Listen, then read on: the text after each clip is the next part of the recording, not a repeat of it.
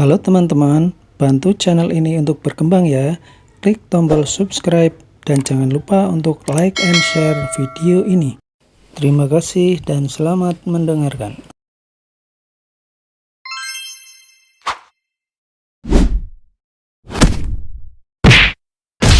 Bab 71, mendapat hal yang tak terduga. Ya, pengawal itu mengeluarkan uang kembalian Rp280.000. Ingrid mengeluarkan Rp28.000 dan melemparkannya ke Vali. Ini untukmu. Apa? Hanya segitu? Vali merasa heran. Dia pikir seharusnya adalah Rp280 juta, tapi dia malah hanya mendapat Rp28.000 saja. Itu adalah sebuah penghinaan. Sebuah penghinaan besar. Uang segitu sudah cukup untukmu. Apakah kamu ingin Rp280 juta? Apa kamu sudah gila? Jika aku membayarmu sebanyak itu, semua orang pasti ingin mengikuti hiburan ini, kata Ingrid sambil menyindir. Vali, ayo kita pergi. Elena menyeret Vali keluar dari kantor agar dia berhenti membantah. Melihat hal itu, Nash tertawa terbahak-bahak di luar pintu. Apa yang kamu tertawakan? Kamu tidak berhak menertawakanku, kata Elena dengan ketus. Tapi, setelah dia mengatakan ini, 10 pengawal dari kantor pimpinan pun keluar untuk mengejar mereka lagi. Mereka lolos hanya karena pintu lift terbuka pada saat yang tepat. Elena sangat marah dan langsung melapor polisi. Ketika polisi tahu bahwa mereka telah diserang, mereka memberi balasan yang ramah pada mereka dan mengirim seseorang untuk menyelidiki grup Raspen. Namun, tak lama kemudian orang-orang yang menyelidiki itu kembali lagi. Anda mengatakan Anda telah diserang di grup Raspen. Tapi kami belum menemukan bukti, kata seorang polisi. Itu tidak mungkin. Anda bisa melihat rekaman pengawas, kata Elena. Masa kalian tidak memikirkan hal itu? Ya, tapi semua kamera pengawas di grup Raspen sedang diperbaiki hari ini. Seorang petugas merasa tidak suka dengan sikap Elena. Sedang diperbaiki? Kata Vali. Apa kamu tidak merasa aneh? Ini sungguh suatu kebetulan. Ahem. Polisi tua itu terbatuk ringan. Tolong jangan mempertanyakan kemampuan kami. Kami juga bertanya-tanya mengapa begitu kebetulan, Anda diserang hanya pada hari mereka memperbaiki kamera pengawas mereka. Apa kalian memeras mereka? Bawa mereka berdua ke ruang interogasi dan lihat apakah mereka pernah berhubungan dengan seseorang. Siap, Pak. Petugas muda itu hendak membawa mereka pergi. Elena segera berkata. Kami ingin mencabut gugatannya. Maaf, itu kesalahan saya. Kemudian, dia menggenggam tangan Vali dan bergegas mengajaknya pergi. Haha. Melihat mereka pergi, polisi tua itu pergi ke satu ruangan dan mengeluarkan ponsel di sana. Ingrid, mereka telah pergi. Oke, tapi ada sesuatu yang ingin aku sampaikan. Silakan lanjutkan, kata Ingrid dengan tenang di kantor Presiden Direktur Grup Raspen. Pan berkata. Ada sesuatu yang mencurigakan tentang mereka berdua. Kupikir akan membutuhkan waktu lama untuk membujuk mereka pergi, tapi begitu aku bilang akan menyelidiki mereka, mereka malah pergi. Selain itu, kurasa Elena masih dalam suatu masalah. Mungkin ada sesuatu yang mencurigakan tentang dirinya. Apa kamu butuh aku untuk memeriksanya? Oke, periksalah dulu. Jika ada sesuatu yang kamu temukan, jangan bertindak gegabah. Laporkan dulu padaku, kata Ingrid. Dia tidak menyangka akan mendapatkan hal besar seperti ini. Oke, tenanglah. Di rumah besar keluarga Leval. Nyonya besar Scarlett marah. Dia melihat Elena dan berkata, benarkah Lad bekerja sama dengan kita, bukan karena Dewa Perang? Apa kita salah paham? Grup Raspen sangat tidak menghormati Dewa Perang. Bahkan putriku diserang. Valerie mengelap ramuan untuk Elena dengan gusar. Travis berkata, itu karena kamu terlalu mudah emosi dan tidak sopan. Pasti kejadiannya akan berbeda jika kamu bertindak dengan baik. Ayah, kali ini bukan salah kita. Vali menutupi rasa sakitnya dan terlihat geram. Ingrid tidak pernah berniat untuk berbicara dengan kami. Dia mengatakan kalau Ellen harus bertanggung jawab atas proyek ini. Jika tidak, grup Raspen akan membatalkan kontrak secara sepihak. Dia juga bilang.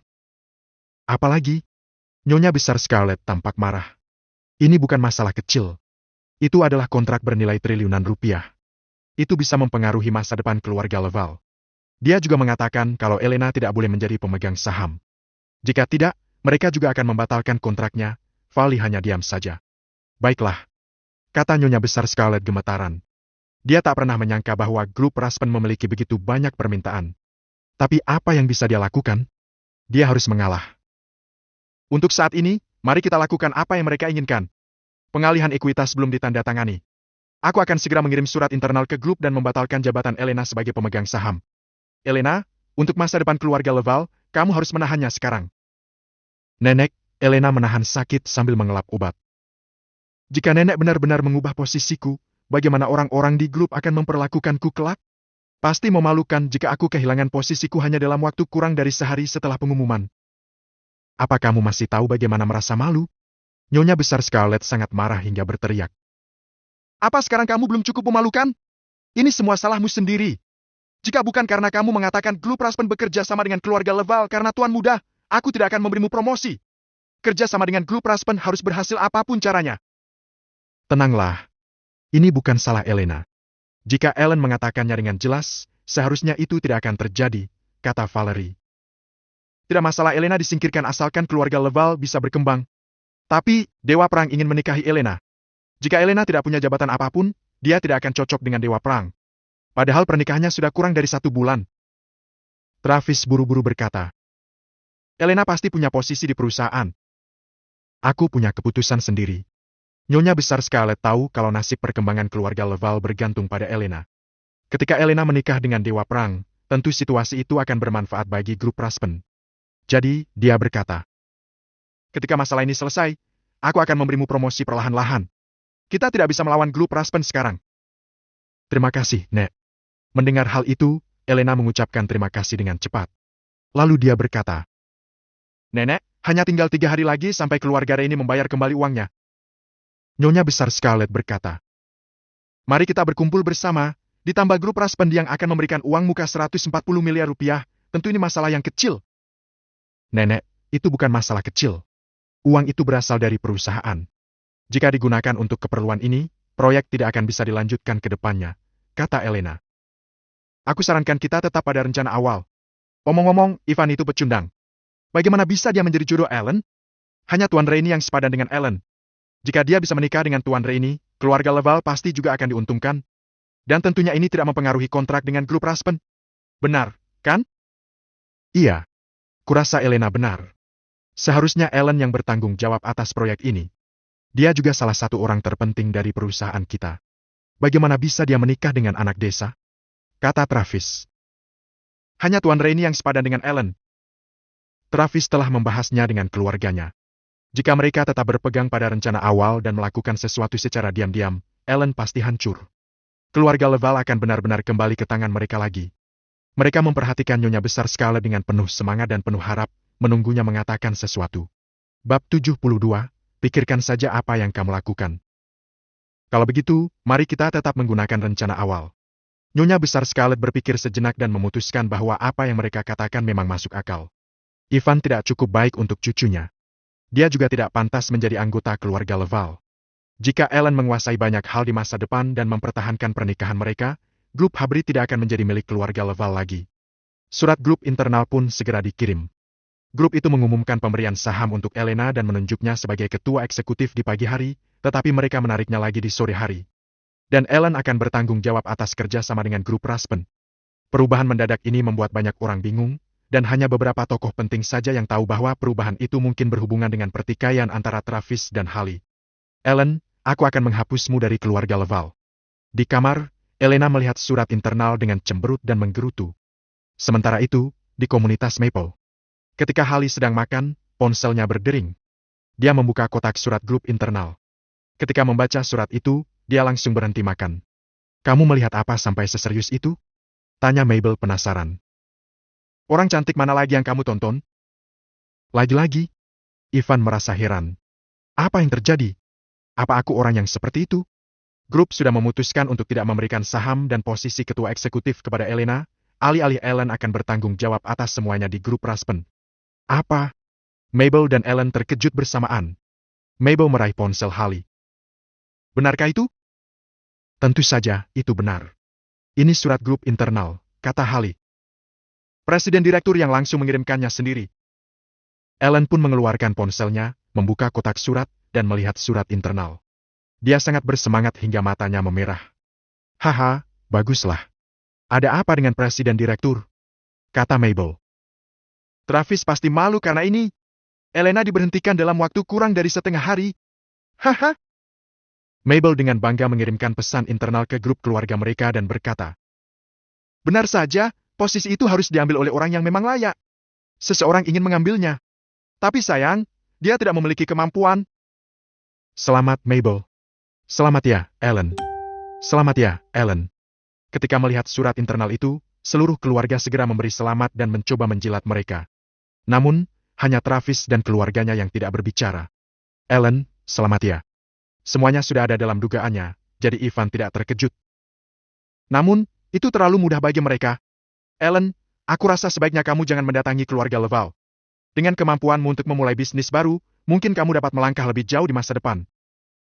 Jangan berkata itu di masa depan, kata Ellen pelan.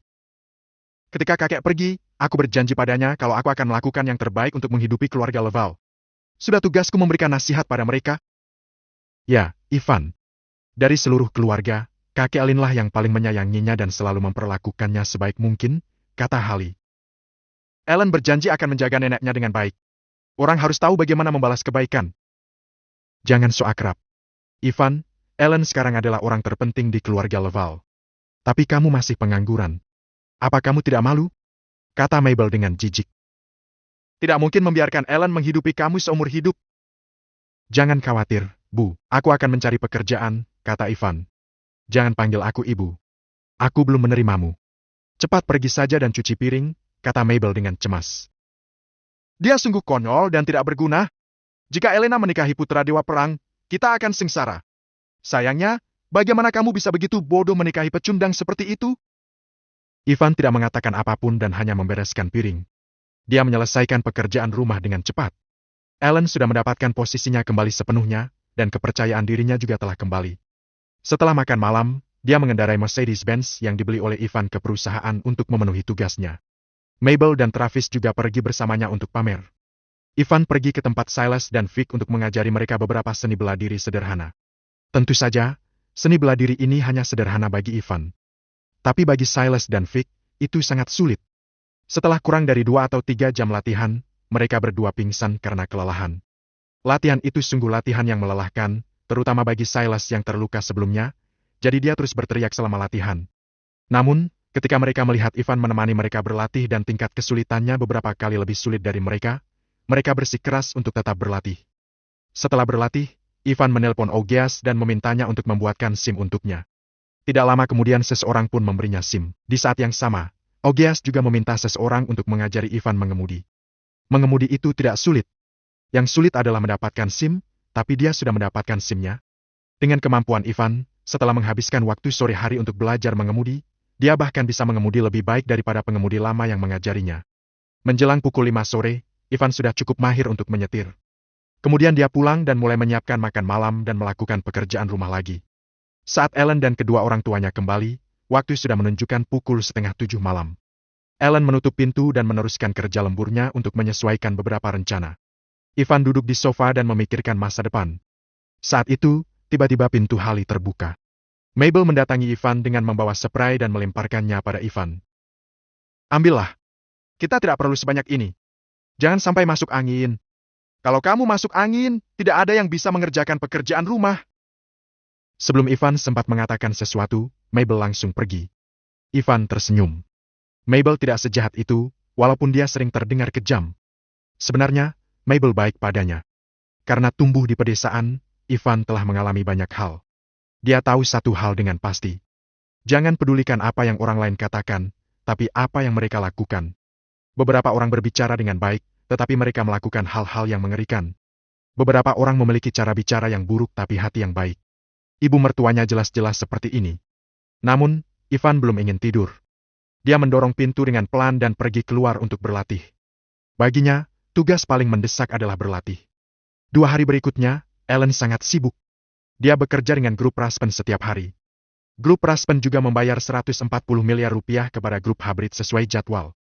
Kerja sama tersebut pun akhirnya resmi dilakukan. Grup Hybrid mulai beroperasi dengan kecepatan tinggi untuk menyiapkan pakaian kerja bagi grup Raspen di musim depan. Hari ini, Ivan sudah siap untuk pergi ke rumah Lee. Nancy berulang tahun hari ini. Setelah mengabari Ellen, dia pun mengambil kado yang dibelinya dari toko perhiasan dan pergi kembali. Ketika dia tiba, Lia sedang memasak, dan Shaw sedang membantunya di dapur. Hai Ivan, duduk dululah sebentar. Kita akan makan nanti, katalah dengan gembira saat melihat Ivan kembali. Lia, Sha, Ivan menyapa mereka dengan hangat kemudian mengeluarkan gelang dan jam tangan. Ini hadiah untuk kalian. Aku akan meletakkannya di sini. Lalu dia mengeluarkan gelang Nancy. Selamat ulang tahun. Nancy menerima kotak hadiah itu. Dia awalnya tidak mau membukanya. Tapi ketika melihat betapa halusnya kotak itu, dia pun membukanya. Saat dia melihat sepasang gelang transparan, ekspresinya sedikit berubah. Bab 73, Restoran Seasons. Gelang-gelang itu begitu indah dan jernih. Mereka seperti memiliki sihir. Nancy tidak menyangka akan menyukainya dalam pandangan sekilas. Sangat disayangkan kalau gelang-gelang itu palsu. Nancy tidak mengira Ivan mampu membeli yang asli. Dia memasukkan kotak hadiah ke dalam tas dengan mudahnya. Nancy mencibir. Kalau kamu tidak punya uang untuk memberiku hadiah, tidak apa-apa. Jangan malah beli yang palsu. Kalau aku pakai yang palsu, orang-orang akan menertawakanku. Ivan, sejak kapan kamu jadi begitu sombong? Gelang-gelang itu. Santai saja, Nancy. Toh, ini kebaikan Ivan. Anggap saja begitu. Ivan hendak menjelaskan saatlah keluar membawa piring dari dapur. Ayo, kita makan. Di meja, suasana hatilah sedang baik dan dia berterima kasih pada Ivan karena sudah menemukan pekerjaan baru yang bagus untuk mereka. Pekerjaan ini benar-benar mudah dan memiliki gaji yang bagus. Selain itu, tempat kerjanya juga tidak jauh dari rumah. Itu adalah pekerjaan yang benar-benar mereka impikan. Bos mereka pun begitu baik pada Lee. Ivan, kamu pasti cukup stres di tempat kerja akhir-akhir ini. Memangnya kamu sudah terbiasa tinggal di luar dan tidak pulang selama lebih dari setengah bulan?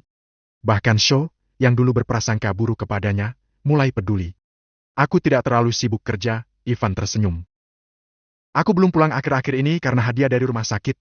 Jadi aku menyewa sebuah flat yang dekat dengan rumah sakit supaya aku lebih nyaman pergi kerja. Lagi pula kan tidak enak kalau mengganggu kalian terus. Jangan bilang begitu. Aku ada di semua acara, adik ibumu. Kenapa kamu tidak membicarakan ini denganku? Tanya Lee. Jangan ikut campur urusan Ivan, Lee. Dia pasti punya alasan tersendiri, kata Sho. Lalu dia menoleh ke Ivan. Dunia ini sangat rumit. Kamu harus lebih hati-hati lain kali. Ingat untuk menghubungiku kalau kamu ada masalah. Sering-sering mampir ke sini kalau sedang liburan, ya? Ini hari ulang tahunku.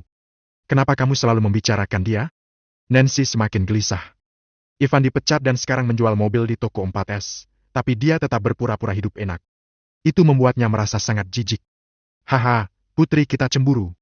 Selamat ulang tahun untukmu, Sho memegang segelas anggur. Tiba-tiba, aku merasa kamu cocok dengan Ivan. Setelah makan malam, Ivan hendak pergi, tetapilah menghentikannya dan berkata, Ivan, bantulah aku. Nancy akan keluar untuk merayakan ulang tahunnya dengan teman-teman sekelasnya nanti malam. Dia mungkin akan pergi ke bar. Aku khawatir dengannya. Maukah kamu pergi bersamanya dan menjaganya untukku? Ya, apa itu pantas? Ivan tersenyum. Bahkan kalau aku setuju, dia mungkin tidak mau mengajakku. Kalian semua anak muda, jadi sudah sepantasnya kalian ke sana. Aku akan minta Nancy mengantarmu nanti, ucaplah dengan suara pelan. Awalnya, aku tidak mengizinkannya, tapi hari ini adalah hari ulang tahunnya yang ke-20.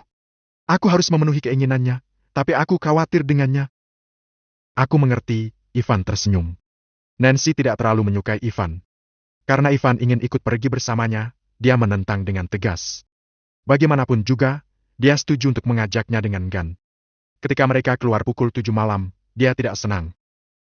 Ivan, kamu bilang apa pada ibuku? Kenapa dia bersikeras membiarkanmu pergi bersamaku?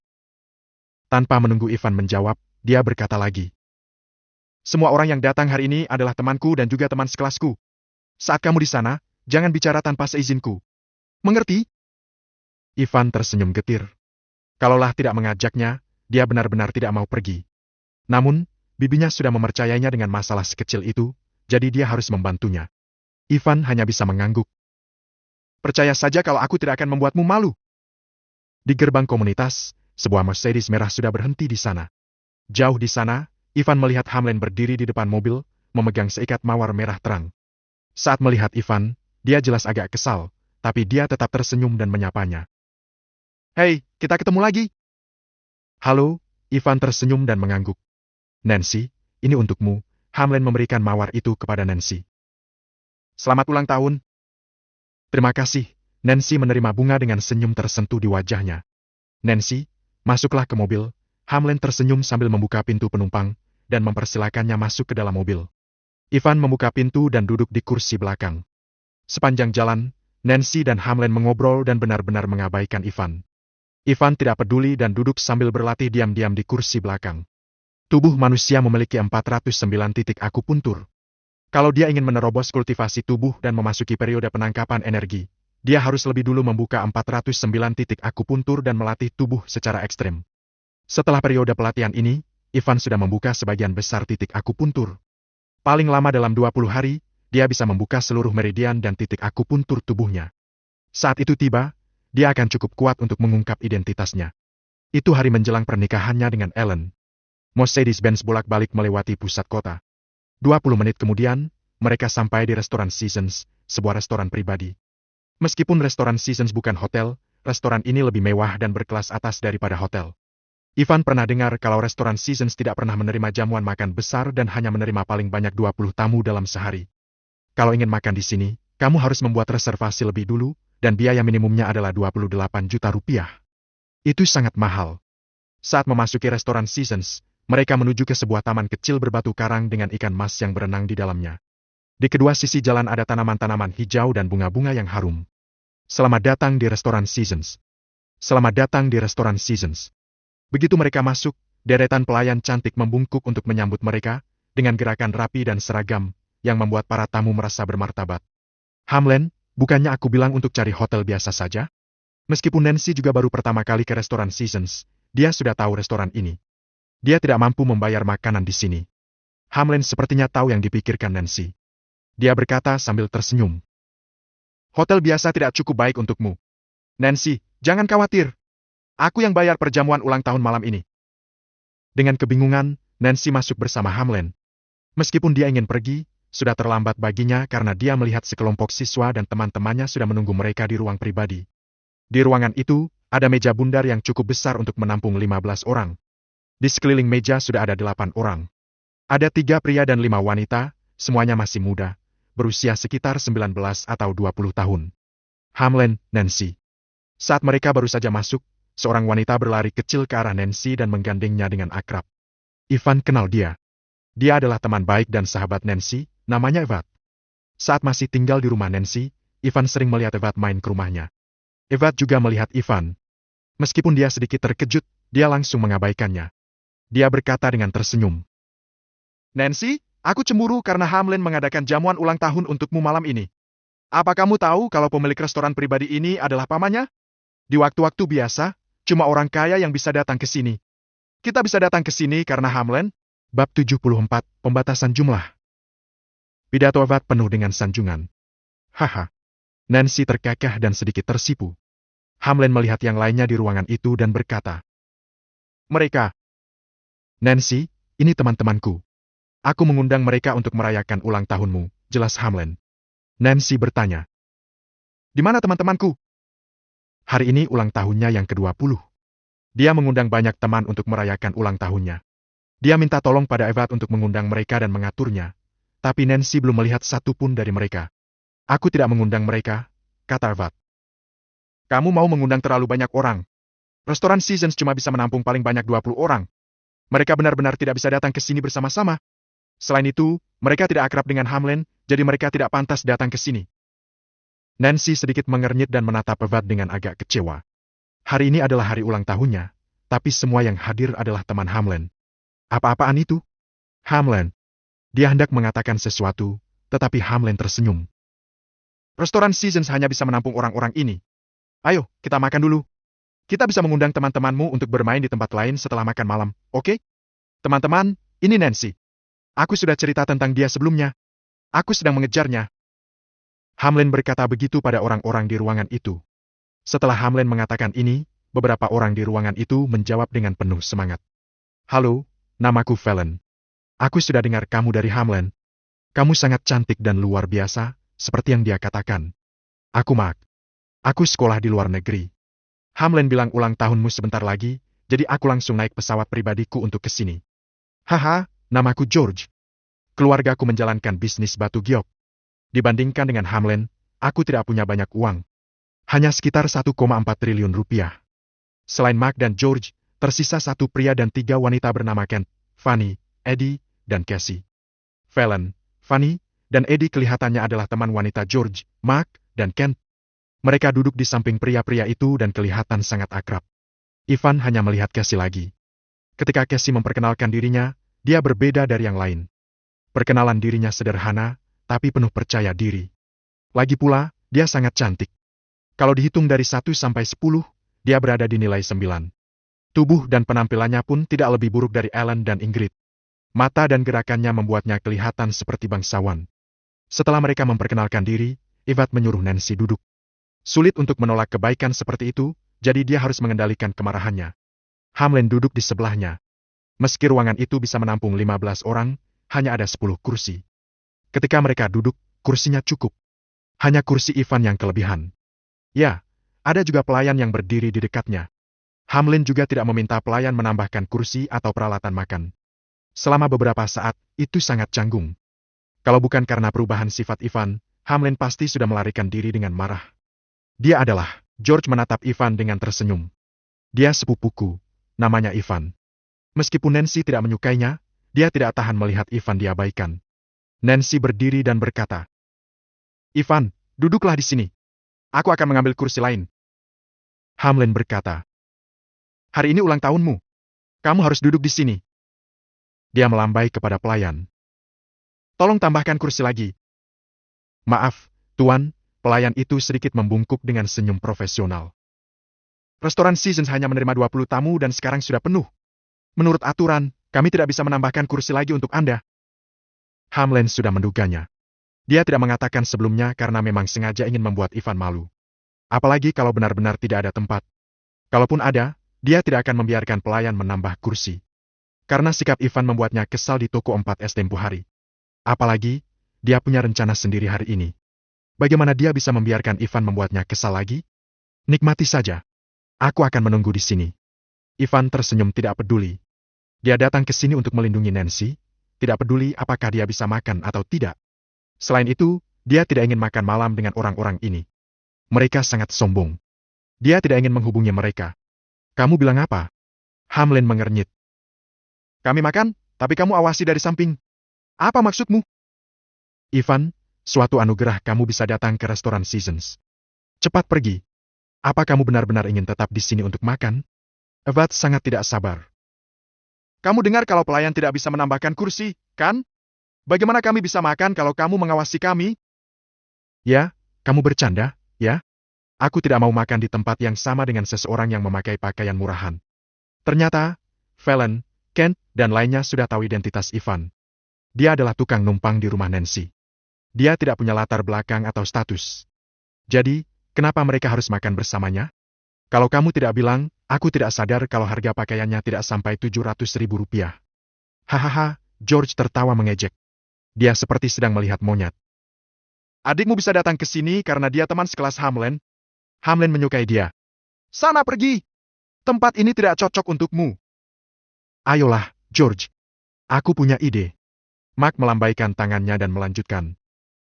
Hei, bro. Besok bersihkan toilet di rumahku, ya? Aku akan membayarmu 7 juta rupiah sebulan. Ken berseru. Aku akan membayarmu 7,02 juta rupiah. Selanjutnya, George. 7,28 juta rupiah. 8,4 juta rupiah. 8,68 juta rupiah. Mereka saling menawar seolah-olah benar-benar ingin mempekerjakan Ivan. Fallon, Fanny, dan yang lainnya tertawa. Cukup. Saat ini, Nancy berteriak. Ada keheningan di ruangan itu. Dia gelisah dan marah. Dia tidak marah dengan orang-orang di ruangan itu, melainkan kepada Ivan. Ivan tidak berdandan, tapi malah pergi bersama Nancy. Benar-benar memalukan. Dia menatap Ivan dan berteriak. Cepat keluar! Apa kamu tidak lihat kalau tidak ada tempat duduk di sini? Harusnya kamu malu. Ivan menatap Nancy dan tersenyum masam.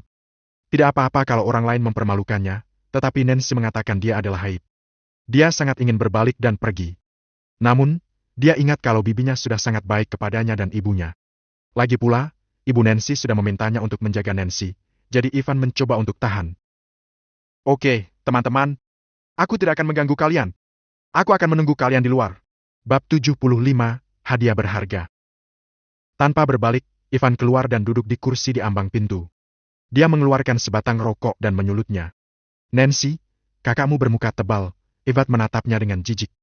Aku juga akan seperti itu kalau jadi dia, kata Mark bercanda. Kita ini miliarder. Ketika orang-orang seperti dia melihat kita, bukannya normal kalau dia menjilat kita? Haha, Mark benar. George tertawa, tapi Nancy tampak cemberut. Dia pikir mereka terlalu berlebihan dan Ivan sudah membuatnya malu. Dia menatapnya, lebih membencinya. Oke, diamlah, Hamlin tersenyum. Lalu dia berkata kepada pelayan.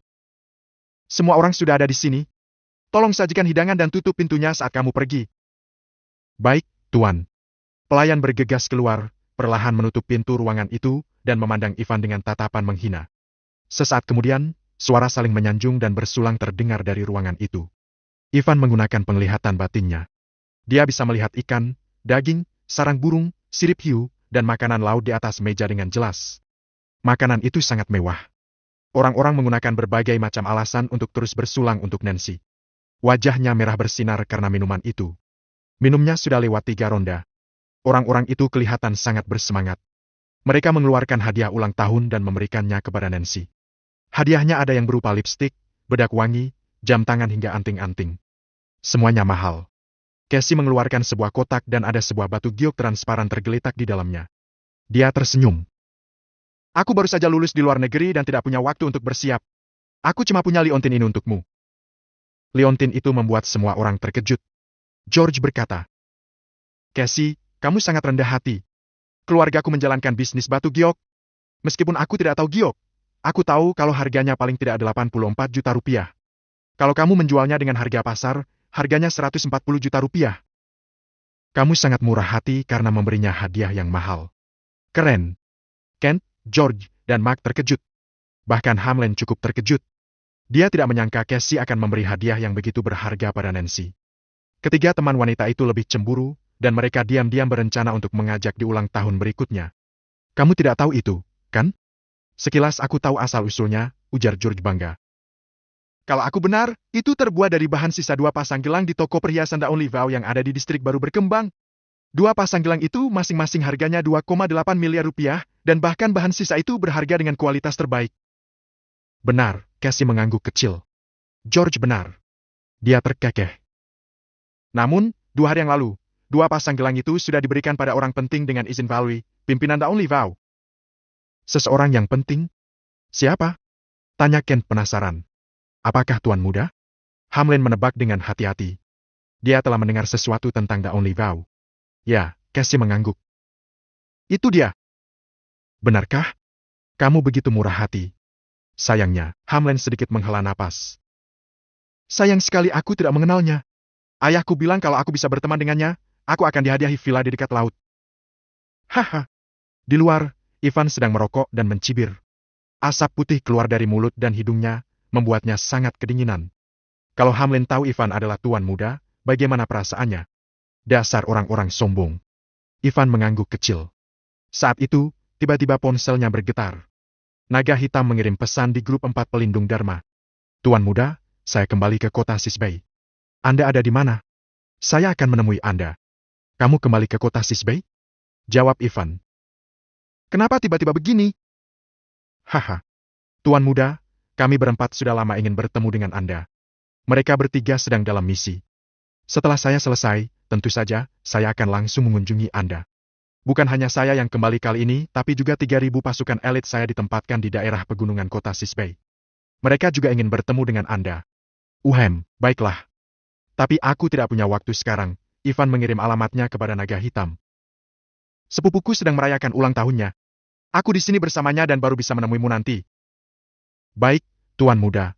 Naga hitam mengirim meme lucu. Di lapangan terbang militer di kota Sisbei. Seorang pemuda berusia 30-an turun dari pesawat tempur. Tingginya sekitar 182 cm dan tubuhnya sedikit kurus. Hal yang paling mencolok darinya adalah pedang besar di punggungnya. Panjangnya 1,6 meter dan oranya seperti pembunuh. Dia adalah salah satu dari 4 pelindung Dharma Augias. Naga hitam. Naga hitam mengeluarkan telepon satelit rahasianya yang lain.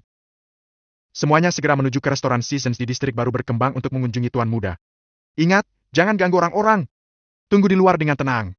Aku akan datang nanti. Baik, Tuan. Ada respon menggema di telepon. Dalam waktu kurang dari 10 menit. di sebuah hutan lebat di pinggiran kota Sisbei. Gemuruh mobil yang keras terdengar. Banyak mobil khusus melaju pelan keluar dari hutan. Mereka berkendara lewat jalan pegunungan yang kasar dengan stabil. Selain itu, ada 2 helikopter dan 3 tank raksasa. Tentara naga hitam yang perkasa sebanyak 3.000 orang langsung menuju ke restoran Seasons di distrik baru berkembang. Mendengar kabar tentang tentara naga hitam, Cox segera mengirim polisi lalu lintas di daerah ini dan menyatakan kalau latihan militer akan dilakukan. Dia meminta mereka mengosongkan jalan untuk memastikan kalau tentara naga hitam bisa pergi ke tempat tujuan dengan lancar. Di restoran Seasons, Hamlin, Mark, Kent, George, dan lainnya masih membicarakan misteri Tuan Muda. Evat menghela nafas. Pasti senang jadi istrinya Tuan Muda. Aku dengar dia memesan semua meja di restoran Royal. Dia bahkan beli pohon kehidupan di toko The Only Vow. Itu kan sedang viral akhir-akhir ini. Ya, aku juga dengar itu, ucap Fanny iri. Selain itu, Tuan Muda berhubungan erat dengan Dewa Perang. Aku yakin semua wanita ingin punya suami seperti itu. Ya, Valen dan yang lainnya mengangguk. Kalau para wanita ini bicara tentang pria-pria lain, para pria di situ akan merasa tidak nyaman dan cemburu. Tapi yang mereka bicarakan adalah Tuan Muda. Jadi Kent, Mark, dan Jory tidak keberatan. Lagi pula, dibandingkan dengan Tuan Muda, mereka hanyalah sampah. Mereka sangat berbeda. Sangat menyenangkan kalau mereka bisa bertemu dengannya walaupun sekali. Tapi mereka tidak pantas bertemu dengannya. Nancy, ayolah, ucapkan terima kasih pada Cassie atas hadiahnya, Evat mengingatkan Nancy. Hadiah itu harganya miliaran rupiah dan lebih dari gaji tahunan orang tua mereka. Karena Nancy tidak kunjung bergerak, dia ingin mengambilnya untuk Nancy. Bab 76, Anda tidak diterima di sini. Cassie. Nancy sangat malu karena sepertinya baru pertama kali ini dia bertemu Cassie. Hadiah semacam itu rasanya terlalu mahal untuk ukuran pertemuan pertama. Terima kasih atas hadiahmu, tapi aku tidak bisa menerimanya. Ambillah, Nancy. Hamlin tersenyum, mengambil kotak itu dari tangan Cassie, lantas menyerahkannya pada Nancy. Liontin itu mungkin berharga di mata kita, tapi itu cuma seharga setengah hari uang saku Cassie. Ayolah, Hamlin. Cassie tersenyum. Tolong terimalah, Nancy. Hamlin adalah sepupuku. Kalau pada akhirnya kamu dan Hamlin bersama, kita akan menjadi keluarga. Saat itu pasti aku akan merasa canggung memberimu hadiah semacam ini. Tolong jangan keberatan. Tentu tidak masalah. Terima kasih, Cassie. Bohong kalau mengatakan Nancy bisa menolak hadiah berharga senilai miliaran rupiah. Namun, karena sekarang keduanya sudah bicara terlalu banyak, Nancy akan membuat Cassie malu kalau masih menolak hadiah itu. Tiba-tiba, Cassie mendapat sebuah panggilan. Setelah menutup telepon, dia meminta maaf. Maaf, teman-teman, aku ada situasi darurat di rumah dan harus segera kembali sekarang juga. Sebagai permintaan maafku, akan kuhabiskan segelas anggur. Kemudian dia mengisi gelasnya dan minum sampai habis. Tak lama kemudian, dia pergi. Mengingat status Cassie yang tinggi jika dibanding dengan orang-orang ini, tidak ada yang berani menghakiminya. Cassie mendapati Ivan tengah merokok di tangga batu ketika keluar dari pintu. Dia menggangguk untuk menyapa Ivan kemudian bergegas pergi. Hadiah Cassie menyebabkan diskusi panas di antara orang-orang yang tersisa di situ. Evat lantas mengubah topik dan bertanya. Nancy, apa yang Ivan berikan sebagai hadiah ulang tahunmu? Nancy enggan menyebutkannya. Ya, kamu pasti tidak ingin tahu. Cuma barang-barang murah. Bohong. Hamlin tertarik dan bersikap seperti pria sejati. Barang murah? Aku lebih suka bilang itu hadiah yang indah. Lebih kepada bagaimana perhatiannya kepadamu. Oh, ngomong-ngomong, karena sekarang Cassie sudah pergi, kita punya kursi kosong untuk Ivan. George, bisakah kamu beritahu sepupu kita untuk masuk? Di luar berangin. Siap. George setuju dan berlari keluar. Evat tidak senang. Untuk apa repot-repot mengundangnya masuk? Kurasa lelaki itu tengah merencanakan sesuatu yang tidak baik dengan mengikuti Nancy. Nancy, sepupu kamu itu licik. Ingat, dia bukan anak kandung bibimu, yang artinya kalian berdua tidak berhubungan darah. Hati-hati. Aku cuma takut dia naksir kamu. Aku paham itu. Nancy sedikit mengernyit. Evat terlalu banyak omong hari ini. Di luar pintu, George menghampiri Ivan dan berkata, Nak, Hamlin bilang kamu boleh masuk. Cassie sudah pergi, jadi kamu bisa duduk di kursinya. Tapi, kamu cuma boleh memakai alat makan Cassie. Begitu peraturan di sini. Ivan membuang puntung rokoknya dan tidak bergeming. Kamu pikir aku siapa? Seandainya aku ingin makan di restoran Seasons, pemiliknya sendiri justru yang harus mengundangku secara pribadi. Apa yang membuatmu berpikir aku butuh amalmu? Sialan. George jelas tidak menyangka Ivan akan menolak. Memang tidak mudah untuk makan di restoran Seasons. Bahkan lelaki kaya seperti George bisa mendapat kesempatan berkat Hamlen, apalagi orang biasa seperti Ivan. Pemiliknya secara pribadi mengundangmu masuk. Omong kosong. Kamu pikir kamu siapa? George kembali ke ruangan sambil mencemooh kemudian memberitahu Hamlen tentang percakapan dirinya dan Ivan. Dia pikir Hamlen masa bodoh dengan hal itu, tapi lelaki itu justru mengerutkan kening dan bertanya. Nancy, sepupumu sombong sekali ya? Hamlen sama tertegunnya dengan George begitu mendengar Ivan menolak tawarannya. Di mata Hamlen, adalah suatu kehormatan bagi orang seperti Ivan berkesempatan untuk makan bersama lelaki macam dirinya. Banyak orang di distrik baru berkembang sangat ingin mendapatkan kesempatan itu, tetapi Ivan, orang rendahan dari pedesaan, malah menolak. Dia selalu begini. Nancy kehabisan kata-kata. Raut dinginnya menunjukkan bahwa dia berpikir Ivan sama sekali tidak peduli dengan posisinya. Dia harus minta maaf. Evad bergumam. Biarkan saja dia kesulitan. Dia pantas mendapatkannya. Sialan, beraninya lelaki itu melakukan ini pada Hamlen? Max sangat murka. Apa-apaan ini?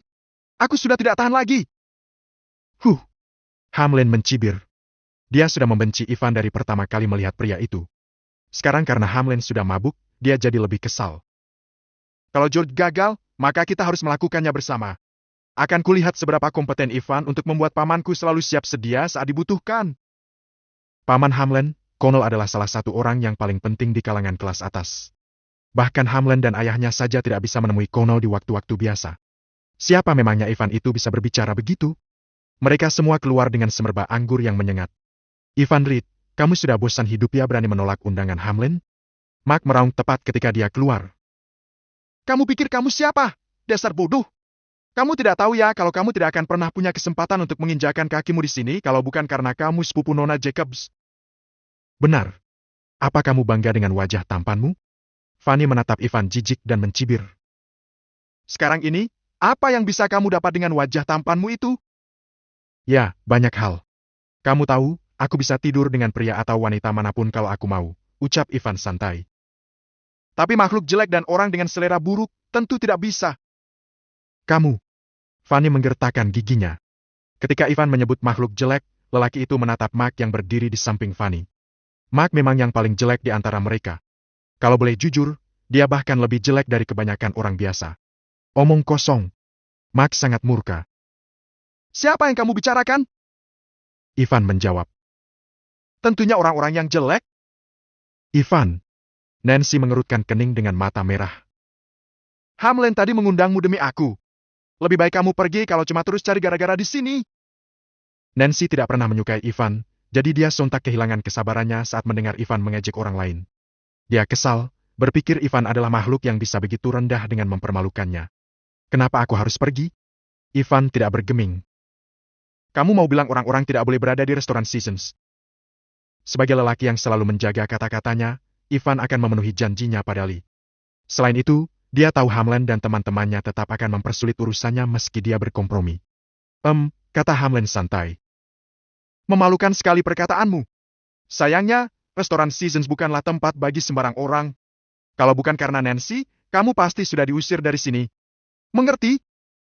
Kamu pikir kamu siapa? Teriak Ken. Kamu bukan siapa-siapa di restoran Seasons. Kamu boleh ada di sini hanya jika Hamlen mengizinkan. Kalau tidak, kamu tidak akan sampai di sini bahkan jika ada yang membantu. Dasar pecundang. George bergumam acuh tak acuh dan tidak berniat untuk mengatakan apa-apa lagi. Ivan, karena Nancy sudah menyuruhmu pergi, kamu punya 10 detik untuk angkat kaki dari sini, sekarang. Hamlen menyeringai dengan sombong. Detik itu juga, seorang manajer restoran Seasons mengumpulkan 8 penjaga, yang kini memelototi Ivan. Manajer itu menemui Ivan dan berkata, apa Anda tidak mendengar yang Tuan Hamlen katakan? Silakan keluar dari restoran Seasons. Anda tidak diterima di sini. Bab 77. Dua tetua yang berpengaruh. Manajer itu bernama Lucas. Dia tahu Hamlen adalah keponakan dari pemilik restoran Seasons dan ingin datang untuk menyanjungnya. Lelaki itu tampaknya sopan tapi melontarkan kata-kata jahat pada Ivan. Ivan tentu tidak menggubris mereka. Kalau mereka harus bertarung, dia bisa dengan mudah mengalahkan 8 penjaga sekaligus dalam 10 detik. Namun, dia mengalihkan pandangannya ke arah Nancy, bertanya-tanya bagaimana reaksinya. Nancy mendengus sebelum memelototinya. Kenapa kamu masih di sini, sih? Ivan tersenyum getir. Haruskah dia pergi? Tuan Reed, apakah itu Anda? Baru Ivan hendak beranjak pergi, sebuah suara tiba-tiba terdengar. Orang itu tampak kaget. Semua orang mencoba menemukan sumber suara. Itu adalah seorang pria berusia 60-an, Guru Kamp. Dia berdiri di dekat jendela sebuah ruangan di lantai 2 restoran Seasons. Ivan tertegun sejenak, lalu mengangguk pada sang guru untuk menyapanya. Sang guru sedang mengobati seseorang di dalam sana, dia kesal karena merasa terganggu. Begitu membuka jendela dan memeriksa, dia kaget melihat Ivan berada di luar. Guru awalnya memang terkejut, namun segera berganti dengan kegembiraan. Tuan Reed, tolong tunggu aku. Guru lantas berbalik, di belakangnya ada 2 orang. Bahkan walau guru termasuk, hanya ada 3 orang di dalam ruangan itu. Salah satu pasiennya berusia 70-an, dan yang lain 50-an. Keduanya tampak bermartabat. Tuan Havland, aku harus turun untuk menjemput seorang pemuda, ucap guru dengan hormat di depan orang tua itu. Oh, Tuan Havland sedikit tertegun. Guru, aku jadi sangat penasaran siapa pemuda ini sampai-sampai kamu harus mendatanginya sendiri. Meski Tuan Havland tampak tenang, tapi dalam hati dia kesal. Bagaimanapun juga, guru tengah mengobatinya. Bagaimana bisa dia meninggalkan pasiennya demi seorang pemuda? Itu tidak sopan. Guru cukup peka untuk paham apa yang Tuan Havland pikirkan, jadi dia menjelaskan. Tuan Havland, aku pikir kamu sadar dengan penyakit yang kamu alami. Walaupun aku ahli dalam pekerjaanku, hal terbaik yang bisa kulakukan hanyalah memperpanjang hidupmu 2 atau 3 tahun lebih lama. Lagi pula yang kita bicarakan ini kanker paru-paru stadium lanjut. Tapi pemuda itu bisa membuat sebuah perbedaan. Dengan keahliannya, setidaknya dia bisa membuatmu hidup 10 tahun lagi, sekalipun dia tidak bisa menyembuhkan penyakitmu. Benarkah? Pria parubaya di sebelah Tuan Havland mengangkat alisnya heran. Guru, padahal kupikir kamu adalah dokter terbaik di kota Sisbay. Apa benar pengobatannya lebih baik darimu? Hidup 10 tahun lagi dengan kanker paru-paru stadium lanjut. Tuan Havland juga tertarik, matanya kini penuh harapan. Kalau orang lain yang mengatakannya, keduanya pasti akan menganggap hal itu konyol. Berpikir untuk bisa hidup 2 atau 3 tahun lagi saja rasanya sudah terlalu berlebihan untuk seseorang yang menderita kanker paru-paru stadium lanjut. Tapi 10 tahun lagi? Menyembuhkannya? Apakah orang itu tidak sedang membual? Tapi kalau yang mengatakannya Guru Kamp, si master medis, hal itu tentu akan berbeda. Yoel, kamu harus tahu bahwa akan selalu ada orang yang lebih baik dari kita. Tidak terkecuali aku, tutur sang guru. Pemuda di luar adalah Tuan Reed. Pengetahuannya jauh lebih banyak dari yang bisa kubayangkan. Benarkah? Yoel menjadi semakin tertarik. Guru cukup berpengalaman dalam pengobatannya. Yoel yakin bahwa guru bersikap rendah hati ketika menyebutkan kemampuannya, tetapi lelaki itu juga tahu bahwa guru tulus saat berbicara soal. Tuan Reed. Ayah, haruskah kita mengundang dokter itu untuk mencobanya? Yoel menatap ayahnya dan bertanya. Tentu. Tuan Havland mengangguk. Ayo kita sapa dokter ajaib ini. Guru tidak menghentikan mereka, alih-alih berpikir itu adalah cara terbaik untuk menunjukkan rasa hormat mereka jika mereka hendak bergabung dengannya mengundang Ivan. Tuan Reed pantas mendapatkan pujian itu. Setidaknya guru percaya hal itu. Tampaknya kali ini aku tidak bisa pergi. Ivan menatap Hamlin penuh arti. Hamlin mencibir dengan sombong sebelum berbicara dengan penuh percaya diri.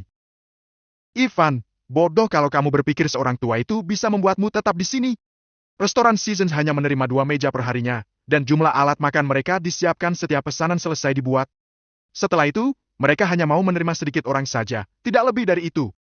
Begitu aturan di sini. Tidak peduli siapapun dia, tidak seorang pun yang bisa membuatmu tetap di sini. Camkan saja kata-kataku. Selain itu, bos di sini adalah Paman Hamlin. Kamu pikir siapa orang tua itu hingga bisa membuatmu tetap di sini? Aku juga belum pernah melihat lelaki tua itu sebelumnya. Evat menggoda dengan sorot jijik di matanya. Dia lantas bergumam, dasar idiot yang konyol. Nancy menatap Evat dan merasa tidak nyaman. Walau dia tidak menyukai Ivan, Nancy tidak pernah merendahkan atau menghinanya. Lagi pula Ivan adalah kakaknya. Terserah orang lain mau menuduh Ivan, tapi Evat tidak pantas melakukan itu karena dia adalah sahabat Nancy sendiri. Nancy menatap Evat dengan terkejut dan tidak senang. Evat menyadari tatapan Nancy, tapi dia tidak peduli. Ivan, kalau aku jadi kamu, aku akan langsung angkat kaki dari sini. Ken tertawa. Orang tua itu tidak akan mengubah apapun walau dia datang ke sini, kamu cuma akan mempermalukan dirimu lebih jauh. Begitulah. Seorang wanita terkekeh. Lagi pula dia sudah terlanjur mempermalukan dirinya hari ini. Mungkin saja dia sama sekali tidak peduli. Benar juga kamu. Kent mengangguk. Sudah biasa baginya untuk tidak tahu malu. Sungguh makhluk yang unik. Hahaha. George, Mark, dan gadis-gadis mereka tertawa tanpa malu. Ivan, jangan salahkan aku karena tidak memberimu kesempatan. Biar ku tunggu orang tua itu datang. Bukannya kamu bilang tidak akan pergi? Baiklah, aku, Hamlen Walsh, akan membuatmu pergi di depan muka orang tua itu. Hamlen tidak terburu-buru dan menatap Ivan dengan sombong. Ku kasih tahu perbedaan kita. Kamu, Ivan Reed, tidak pantas menghirup udara yang sama denganku. Hamlen membenci Ivan tanpa alasan. Di satu sisi, dia cemburu dengan wajah rupawan Ivan. Di sisi lain, dia ingin menunjukkan kekuasaannya sekaligus memperingatkan Nancy untuk bersikap baik dan mematuhi perintahnya. Tidak lama kemudian, guru dan kedua kawannya turun. Ketika mereka muncul, Hamlen dan yang lain merasa heran. Mereka tidak tahu siapa guru. Tapi mereka semua mengenali dua orang di sebelah guru. Lagi pula, kedua orang itu punya reputasi besar di kota. Antiri Havland dan putranya Yoel Havland. Mereka selalu muncul di berita dan bersama-sama menduduki posisi dominan di Provinsi Jayan. Namun kota Sisbey hanyalah satu kota tanpa nama di antara banyak kota di Provinsi Jayan. Keluarga Havland, bagaimanapun juga, adalah keluarga super kaya di kota Janan, ibu kota di Provinsi Jayan. Properti grup Havland jauh lebih banyak dari total aset 10 orang kaya teratas di kota Sisbey. Meskipun grup Havland hanya menduduki peringkat ke-7 dalam hal aset di kota Janan, itu sudah cukup baik untuk mengalahkan kota Sisbey. Perbedaan yang sangat besar. Perbedaan antara kota Sisbey dan kota Janan. Grup Havland sangat berpengaruh di provinsi ini. Pimpinan grup, Antiri Havland, cukup terkenal di dunia bisnis, dan putranya, Yoel Havland, juga adalah seorang tokoh kunci. Siapapun di kelas elit kota Sisbey tahu tentang mereka. Hamlen punya kecurigaan yang mengerikan. Kenapa dua orang berkuasa itu datang untuk membela Ivan? Bab 78. Mereka adalah mekanik. Ketika kerumunan itu masih kebingungan, guru dengan cepat berjalan ke arah Ivan. Detik berikutnya, dia membungkuk untuk menunjukkan rasa hormatnya. Tuan Reed. Antiri dan Yoel saling berpandangan satu sama lain sambil berpikir. Mereka tahu guru punya reputasi dalam dunia medis di Provinsi Jayan dan baru datang untuk tinggal di kota Sisbey setelah masa pensiun.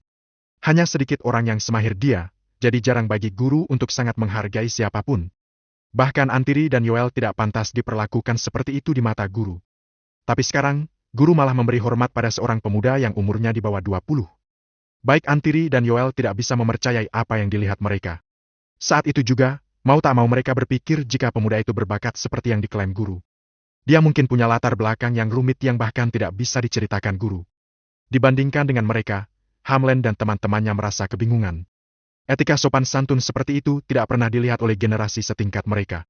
Bagaimanapun, mereka adalah anak-anak dari keluarga kaya kelas atas yang beranggapan bahwa etika sopan santun seperti itu sudah ketinggalan zaman. Karena tidak ada satupun dari mereka yang mengenal guru, mereka semua melihat ke arah guru seolah-olah dia adalah orang bodoh. Kedua wanita itu bahkan tertawa lepas. Kamu tidak perlu melakukan ini, Tuan Camp. Ivan bergegas membantu guru berdiri. Kebetulan sekali berjumpa denganmu di sini, Tuan Reed. Tuan Camp sangat senang dan lanjut berkata dengan penuh hormat. Jika Anda tidak keberatan, bolehkah saya mengundang Anda ke atas untuk membantu saya? Maaf, Tuan Camp, saya khawatir saya tidak bisa. Ivan tersenyum. Kamu mungkin sudah mendengar apa yang mereka katakan. Mereka menyuruh saya untuk keluar dari restoran Seasons dan berkata kalau saya bahkan tidak pantas bernapas di sini. Raut wajah guru menjadi muram. Dia memang mendengar percakapan itu dari lantai atas barusan. Apa kami mengatakan sesuatu yang salah? Mark berteriak. Ivan Reed, kamu begitu bodoh jika berpikir bahwa pria tua itu bisa membuatmu tetap tinggal di sini. Hamlen sudah berkata bahwa tidak ada seorang pun yang bisa melakukan itu tanpa persetujuannya. Memangnya siapa pria tua itu? Benar, bukan, Hamlen? Hamlen merasa tidak enak ketika mendengar itu, tapi dia harus menyelesaikan apa yang sudah dia mulai. Berkat anggur yang dia minum, dia tidak takut, malah segera mengumpulkan keberaniannya. Memang, pria tua, aku berasal dari keluarga Walsh di kota Sisbey. Ayahku adalah Crane Walsh, dan kakekku adalah Maury Walsh. Apa kamu yakin kamu ingin mengalahkanku? Hamlen mengenalkan dirinya. Guru merasa sedikit terkejut. Kekayaan serta status Maury Walsh dan Crane menjadikan mereka sebagai golongan kelas atas di kota Sisbey. Mereka lebih kuat daripada Lord Scott, jadi memang merepotkan jika bermasalah dengan mereka. Yang paling penting, pemilik restoran Seasons adalah saudara laki-laki Crane Walsh yaitu Connor Walsh yang memiliki koneksi hebat di golongan kelas atas. Oleh karena itu, restoran Seasons adalah semacam wilayah milik Hamlen. Karena guru telah pensiun dan koneksi serta kekayaannya menurun, dia tentu akan berada dalam kesulitan jika menyinggung keluarga Walsh. Tapi bukan berarti guru takut pada mereka. Dia mungkin tidak bisa melawan mereka, tapi berbeda dengan keluarga Havland. Lagi pula, bukan guru tapi justru Antiri dan Yoel yang membutuhkan bantuan Ivan. Keluarga Walsh. Ya, saya tidak bisa menyinggung keluarga Anda. Guru tersenyum. Hamlin sangat bangga ketika mendengar jawaban seperti itu. Dia tidak bisa membayangkan tentang banyak orang yang berani melawan keluarganya di distrik baru berkembang. Tuan-tuan sekalian, aku tidak bisa mencari masalah dengan keluarga Walsh, tapi aku ingin mengingatkan kalian bahwa dokter terbaik yang kalian cari sekarang sudah ada di hadapan kalian.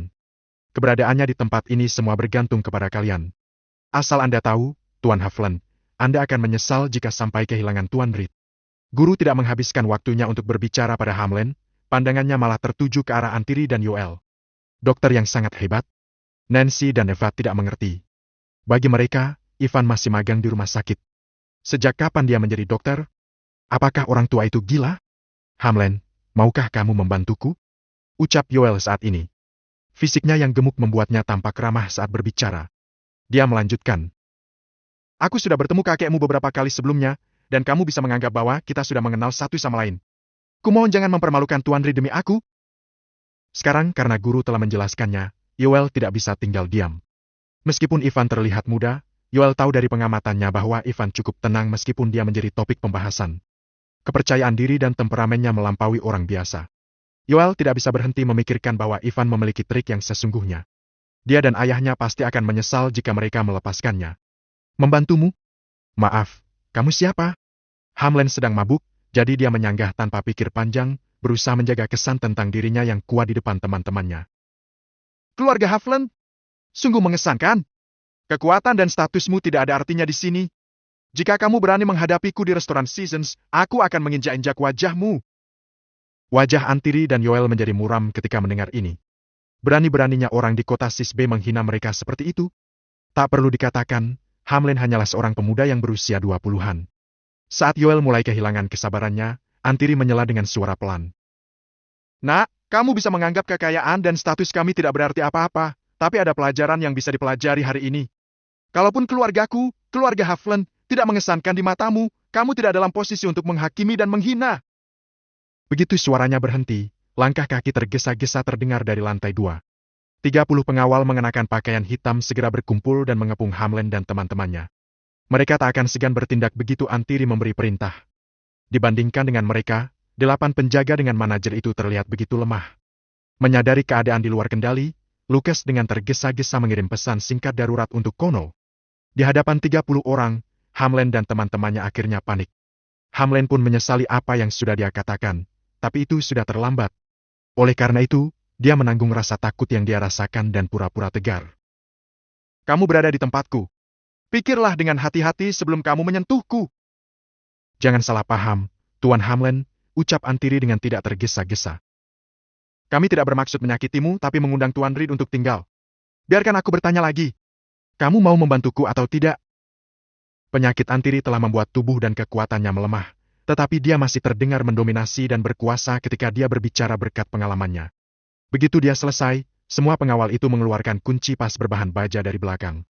Wajah serius mereka membuat Hamlin, Mark, Kent, George, dan yang lainnya berkumpul bersama tanpa sadar. Para pria tidak berani mengeluarkan suara apapun, sementara anak perempuan semuanya berwajah pucat. Yoel geli melihat mereka seperti itu, dan berkata, "Jangan takut. Pengawal kita semuanya mekanik. Bukankah normal bagi mereka untuk membawa kunci pas?" Bab 79, kamu akan hancur. Berada di antara orang-orang ini, Nancy adalah salah satu orang yang paling terkejut dan takut. Dia tidak menyangka bahwa Ivan akan mengenal pria sehebat itu. Mengingat kembali bagaimana guru menggambarkan Ivan sebagai dokter yang hebat, Nancy mengerutkan kening. Ivan pasti beruntung karena menyelamatkan beberapa selebritas, dan itu membuat pria tua menjadi salah paham. Kalau tidak, kenapa ada orang yang mengakui lulusan universitas sebagai dokter ajaib? Pasti memang itulah kenyataannya. Memikirkan hal ini, mau tak mau Nancy mengkhawatirkan situasi mereka. Begitu yang orang-orang penting menemukan kebenarannya, dia takut terjadi sesuatu yang tidak baik pada Ivan. Nancy berkata pada dirinya sendiri untuk tenang dan berkata kepada Ivan. Ivan, apa kamu puas dengan hasilnya? Aku tidak butuh kamu untuk melindungiku. Pergi saja. Nancy percaya, menyuruh Ivan pergi adalah jalan terbaik untuk menyelesaikan masalah. Dia bisa menyelesaikan kegentingan yang terjadi dan menghindarkan Ivan dari pembalasan di masa mendatang. Nona, itu bukanlah keputusanmu. Kamu tidak butuh perlindungan, tapi aku butuh. Antiri masih terdengar santai. Tuan Hamlen, kenapa diam saja? Katakan pada saya, apakah Anda mau membantu saya atau tidak? Tentu saja tidak. Raut wajah Hamlen begitu murung. Kapan ada orang yang mengganggunya seperti ini? Keluarga Havlen mungkin kuat di kota Janan, tapi sekarang mereka berada di kota Sisben. Hamlen mengumpulkan keberaniannya dan berkata dengan suara pelan. Lakukanlah dan sakiti aku jika kamu berani. Aku akan memastikan bahwa kamu tidak akan bisa meninggalkan kota Sisbei. Aku akan lihat siapa yang berani menyakiti Tuan Hamlen. Saat suara Hamlen perlahan menghilang, Lucas langsung menanggapi karena sudah menerima pesan dari Kono. Jawabannya sederhana saja. Tidak ada yang melanggar aturan. Kono telah memperjelas sisinya. Dia memilih Hamlen. Lucas bekerja di restoran Seasons, jadi dia tidak tahu mengenai keluarga Havlen, akan tetapi tentu saja dia menuruti perintah bosnya.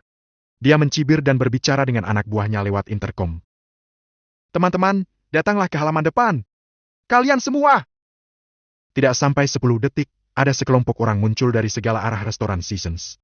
Mereka semua berpenampilan rapi dan tegap. Meskipun mereka tidak sekuat penjaga Antiri, total ada 100 orang di sini, yang melebihi jumlah anak buah Antiri. Yang paling penting, semakin banyak orang sedang dalam perjalanan ke sini. Sebuah tontonan yang luar biasa. Masing-masing dari mereka memiliki tongkat pemukul yang panjang di tangan mereka. Lautan manusia terlihat memenuhi halaman depan. Para penjaga dengan tegas langsung memberikan perlawanan pada anak buah Antiri.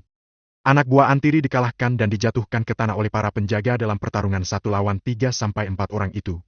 Orang-orang kami tidak terampil seperti para mekanik kalian. Mereka hanyalah pemuda suruhan yang membawa tongkat besi di tangan. Terlihat normal, kan? Lucas yang terlihat angkuh memandang jijik ke arah Antiri dan Yoel. Dia kemudian berlari menghampiri Hamlen seraya meminta maaf. Maaf atas kekacauan yang telah terjadi, Tuan Hamlen.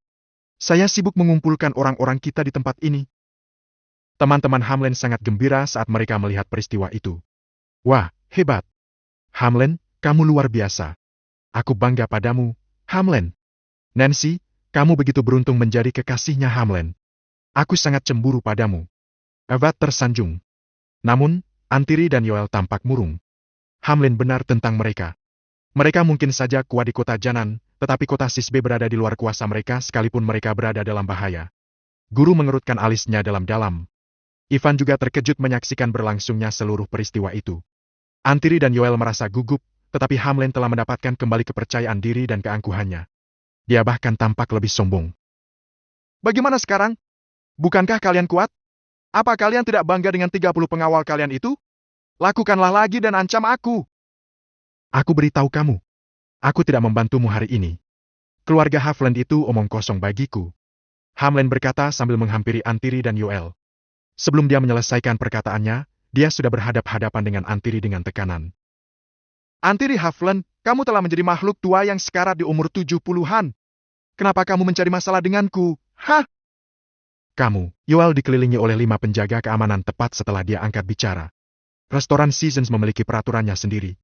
Terlepas dari asal-usul dan kekuasaan yang Anda miliki, Anda harus mengikuti peraturan ini tanpa terkecuali, jelas Lucas dengan lugas. Setelah itu dia pun berkata kepada Yoel. Peraturan mengatakan bahwa restoran Seasons hanya menerima sejumlah kecil pelanggan dari daya tampung maksimal. Kami tidak bisa menerima pelanggan yang melebihi kapasitas. Keluarga Havlen juga harus mengikuti peraturan ini. Tuan Havlen, saya tidak akan banyak bicara jika saya berada di posisi Anda.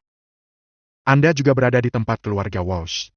Menghina keluarga Walsh di sini tidaklah pantas sama sekali. Lucas terdengar tenang dan mendalam. Antiri menatap lurus ke arah Hamlen, raut wajahnya gemetaran karena marah. Tuan Hamlen, urus saja tempatmu dan pikirlah baik-baik. Plak! Antiri ditampar tepat setelah dia menyelesaikan ucapannya. Dia terlalu tua untuk menahan tamparan itu dan hampir terjatuh. Untung saja, guru berada di dekatnya dan bergegas membantunya. Wajah guru juga berubah menjadi muram. Aku akan memberikan pelajaran kepadamu, bajingan tua. Hamlen menikmati momen terbaik di dalam hidupnya. Anggur dan sanjungan yang diberikan oleh teman-temannya membuat Hamlen memperlakukan keluarga Havlen seperti sampah. Jangan sampai aku melihat wajahmu lagi di kota Sisbei. Apa kamu mengerti? Dasar kamu sialan. Yoel gagal menyelesaikan perkataannya karena orang-orang yang ada di sekitarnya menendangnya dengan telak. Antiri sangat marah. Tapi tangannya terikat di sini. Dia tidak bisa melakukan apa-apa untuk membalikkan keadaan. Antiri tahu Hamlen terlalu mabuk untuk bisa bersikap bijaksana. Namun, semakin banyak ucapan yang diutarakan Hamlen, akan semakin terdengar sedih pula kisahnya. Maka dari itu, Antiri tetap diam alih-alih melampiaskan kemarahannya. Hamlen merasa sangat puas. Keluarga Havlen, salah satu keluarga terkaya di Provinsi Jayan. Lalu apa? Mereka masih harus berkompromi di depannya. Menyadari bahwa tidak ada yang ingin dikatakan Antiri, Hamlen kemudian berkata pada Ivan. Bagaimana menurutmu, pecundang? Apa kamu pikir kamu itu punya pendukung yang kuat yang bisa membuatmu berpikir kalau kamu bisa melampauiku? Tuan Reed, jangan menentaknya. Guru mengingatkan Ivan karena mulai merasa khawatir. Sayangnya, Ivan menghela napas sambil menggelengkan kepalanya. Apakah Hamlen bodoh atau apa? Berani-beraninya dia menampar Antiri Havlen yang merupakan kepala keluarga Havlen. Bahkan Ivan, lulusan baru, tahu kemampuan yang dimiliki keluarga Havlen. Tamparan Hamlen mempermalukan semua orang di keluarga Havlen. Memang benar Antiri tidak bisa menyakiti Hamlen di kota Sisbei. Namun, jika dia pergi dari kota Sisbei dan kembali untuk membalaskan dendamnya sendiri, apa Hamlen akan menanggung kemarahannya? Hamlen Walsh, dengan kekayaanmu itu, aku pikir kamu sudah punya cukup kecerdasan untuk menyamai kekayaanmu. Ivan menghela napas lalu mencibirkan mulutnya. Tapi aku salah, tentunya. Tidak diragukan lagi kamu adalah seorang bajingan yang bodoh. Nancy, jangan pernah terima cinta darinya jika dia berusaha mengejarmu. Cepat atau lambat kamu akan mendapat malapetaka. Bab 80. Bagaimana rasanya? Ucapan Ivan membungkam seluruh orang yang ada di halaman.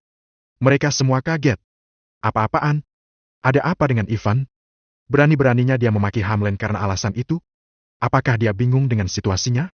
Memangnya dia tidak melihat bagaimana Hamlen menampar pria tua dari keluarga Havlen? Sebagai orang dewasa muda, Ivan mungkin menderita patah lengan, kaki, atau semacamnya, seperti yang diharapkan Hamlen. Kenapa dia malah memprovokasi Hamlen sekarang? Mark, Kent, dan George mencibir. Mereka sadar Hamlen pria yang seperti apa. Karena sekarang Ivan telah mempermalukannya di depan banyak orang, Hamlen akan menunjukkan apa yang bisa dilakukannya pada Ivan. Tidak ada kejutan. Detik berikutnya, ekspresi Hamlen menjadi ganas, dan matanya berkedut. Kemarahan menyelimuti wajahnya. Sementara itu, 20 atau 30 pengawal melangkah maju dan mengelilingi Hamlen. Hamlen menghampiri Ivan dan bertanya dengan tak acuh.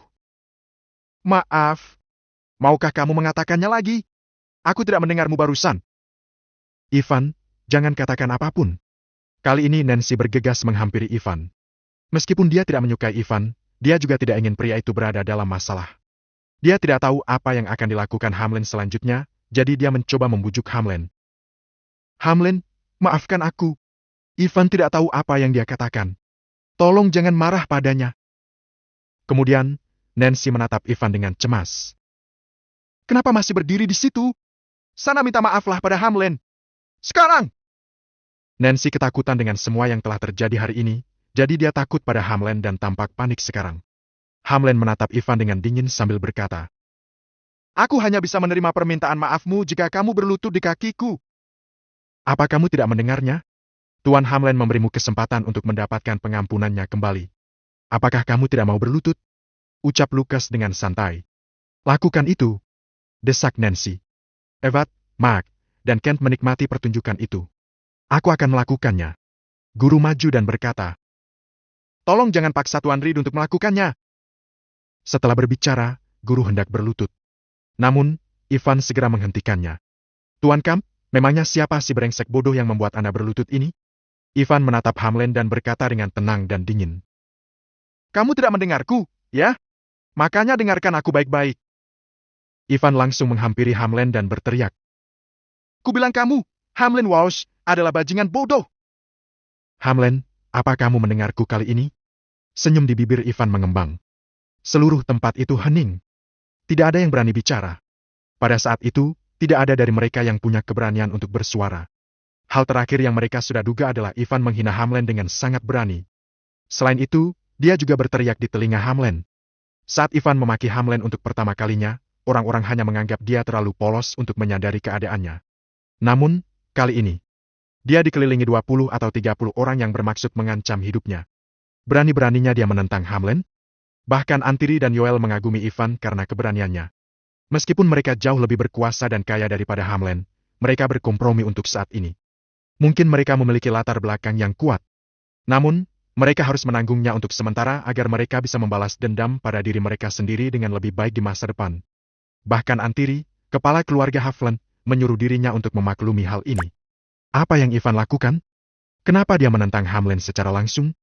Bagaimana mungkin dia bisa melawan puluhan orang meskipun dia kuat? Hahaha. Hamlen tertawa karena marah hingga mata dan bibirnya berkedut bersamaan. Bagus sekali! Di sini tidak ada siapapun yang begitu mempermalukanku. Menarik sekali, kan? Ketika Hamlen selesai bicara, dia tak lagi tenang. Dia mengarahkan pandangannya pada Ivan seperti hantu. Saat itu sangat sunyi seolah-olah badai akan datang. Detik berikutnya, Hamlen merebut tongkat polisi dari seorang pengawal di sebelahnya dan melemparkannya ke pelipis Ivan. Jika dia memukul Ivan seperti yang direncanakannya, Ivan akan menderita gegar otak atau pingsan di tempat. Hamlen! Jangan! Nancy terkejut dan melangkah maju tanpa sadar untuk melindungi Ivan di depannya. Bu! Sebuah tongkat polisi menghantam tubuh Nancy dalam sekejap. Untungnya, gerakan Nancy telah mengubah sasarannya, dan tongkat polisi itu mengenai lehernya, bukan kepalanya. Nancy langsung pingsan. Brengsek! Ivan panik. Ivan tidak tahu bahwa Nancy akan melindunginya, jadi dia tidak bisa bereaksi tepat waktu. Saat tongkat polisi itu jatuh, pria itu menyipitkan matanya dan menahan Nancy dalam pelukannya untuk mencegahnya jatuh. Sementara itu, Ivan melakukan penglihatan batinnya untuk mengamati luka-luka Nancy. Untungnya, lukanya tidak serius. Dia hanya pingsan karena terlalu gugup. Ivan lega mengetahui Nancy baik-baik saja. Hamlen mungkin telah melemahkan kekuatannya di saat genting. Sial! Melihat Nancy pingsan, Hamlen memaki. Betapa beruntungnya kamu karena dia melindungi.